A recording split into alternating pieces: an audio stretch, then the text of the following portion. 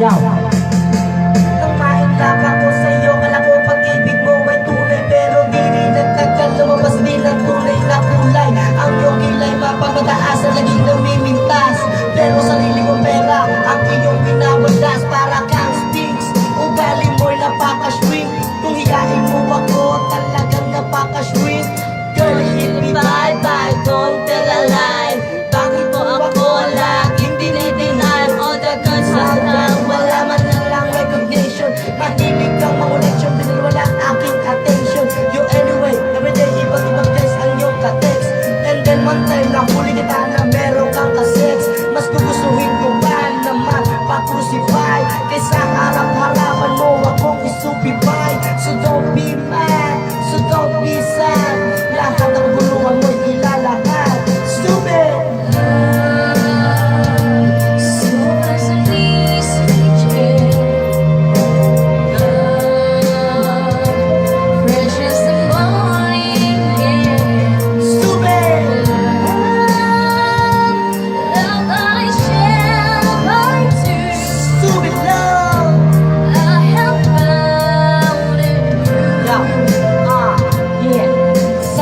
Mahahantong ang tagpong ito. Minahal kita pero ako'y tinago mo. Insilk at time bago pa maka-recover. Sa ginawa mo sa akin ay maroon pa kong hangover.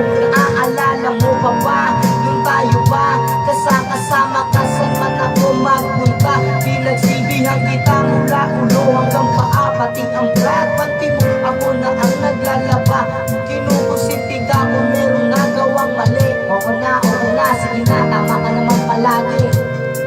Lutos mo sa akin, hindi ko sinubay. Mas sinusunod na nga kita kaysa sa aking nanay.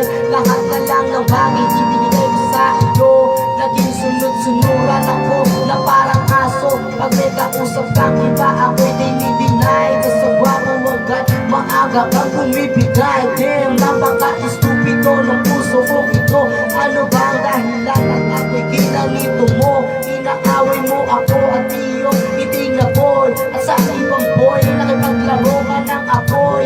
Ako'y nananakoy, puso mo ay nabiyak. Wasak na wasak ang puso ni Nastima. Inaamin mo ko na minahal na kita. Pero ngayon, binabawi ko